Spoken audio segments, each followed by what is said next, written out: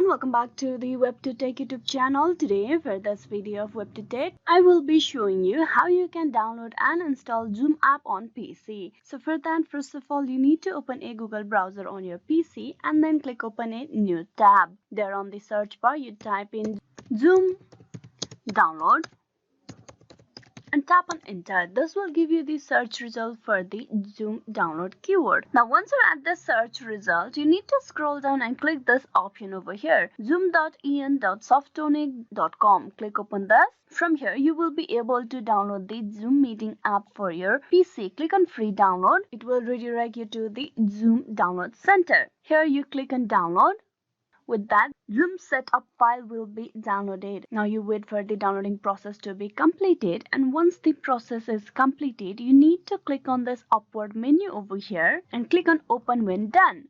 The installation process will begin after that. With that, the downloading and the installation process of the Zoom app is completed. So here you can just log in into the account or join a meeting. So this is how you can download or install the Zoom app for the Windows or PC. Hope this video was useful. Please like and subscribe the WebToTech YouTube channel. Thank you.